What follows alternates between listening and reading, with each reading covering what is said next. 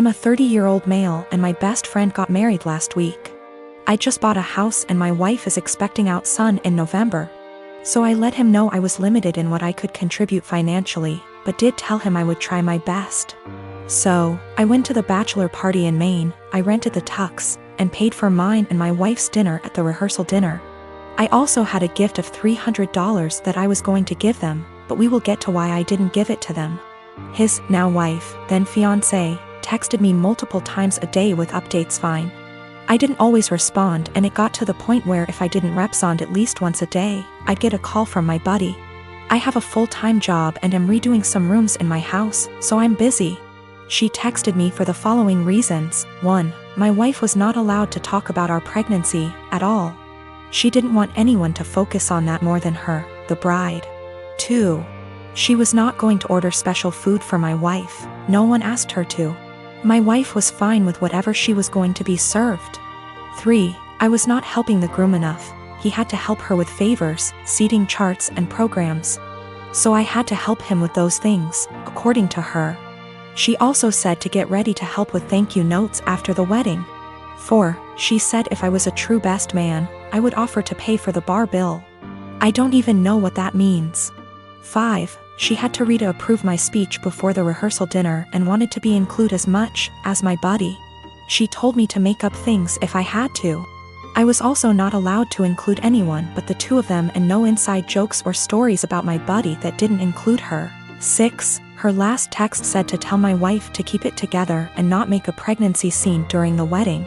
Also, she wanted her to choose a dress that downplayed her pregnancy as much as possible. I was just so aggravated. I spoke to my friend to see if he could reason with her. He told me to just play ball on this one, it's her day, and to cut him a break. Because he'd be dealing with her nonsense for the rest of his life. I was annoyed but calmed down. The day of, all the bride and my buddy do is scold me, berate me and bark orders. I head down to the bar for a drink. The bride's mother is there and warns me not to get drunk because I've ruined her daughter's day enough. I didn't give them the card with the cash and in the speech. I used my friend's exact wording about having to deal with her nonsense for the rest of his life. I wished them the best and told him I'd always be there for him, especially during the divorce.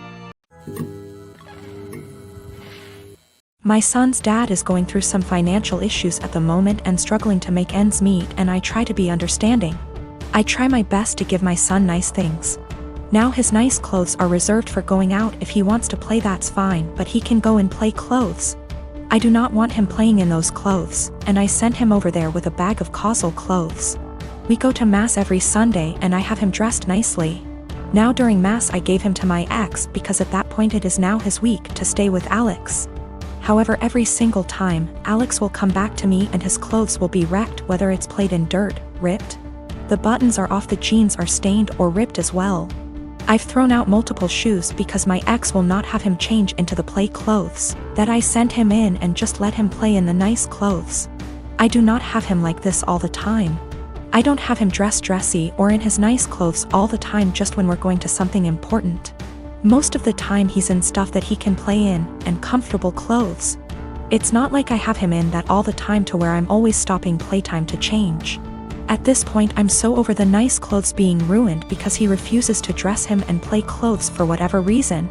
So before mass ends I will have my son take off the nice clothes and dress in casual clothes.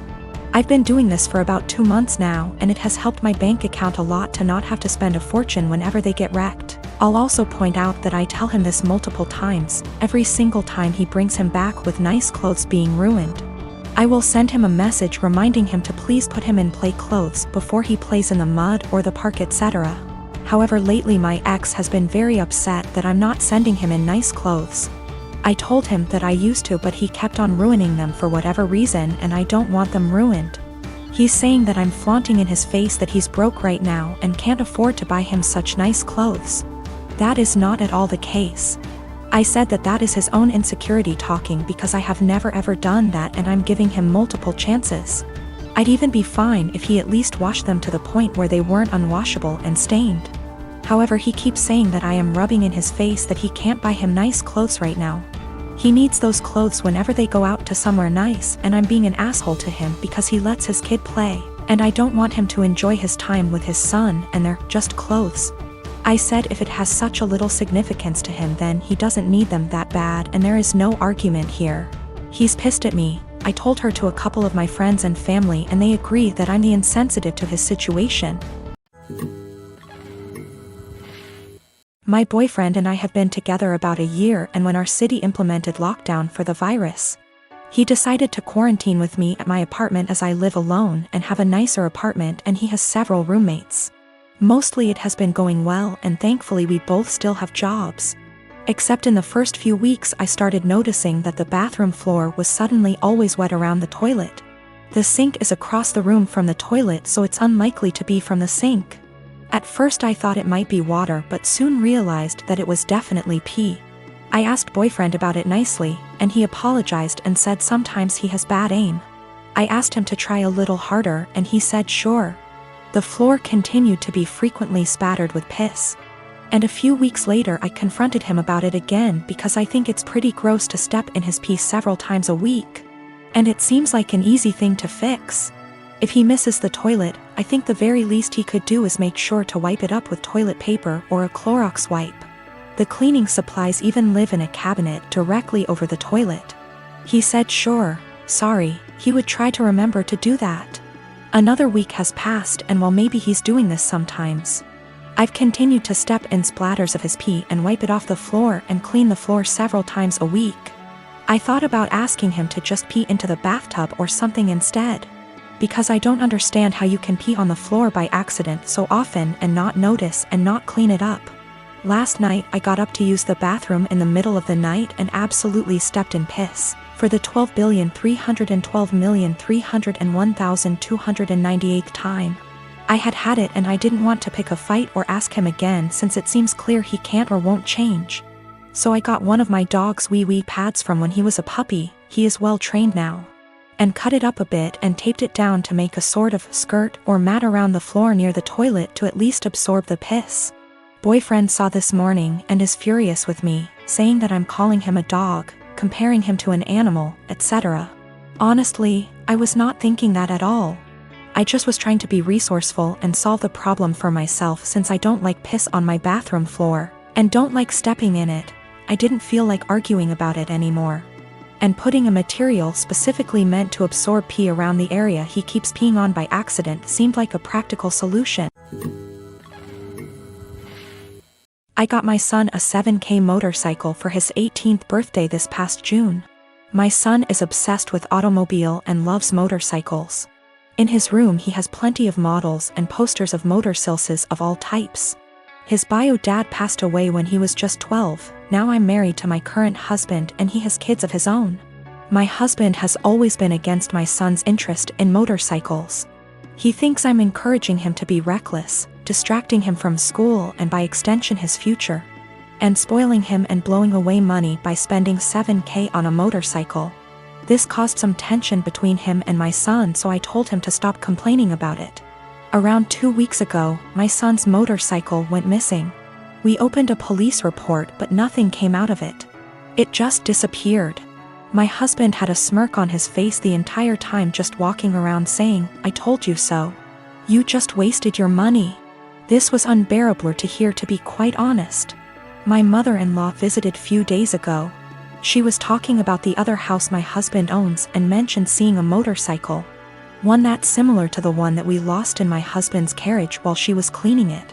She goes to clean that house weekly even though it's empty. My husband plans on giving it to his kids as inheritance.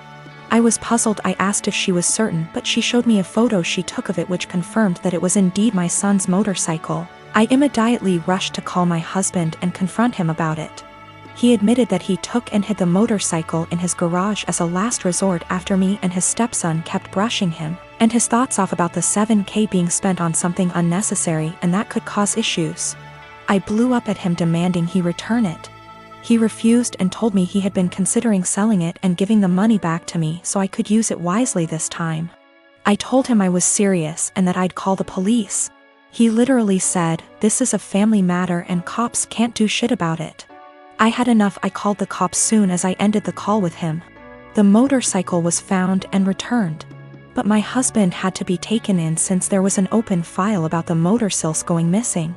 He was let go eventually, but he was livid with me.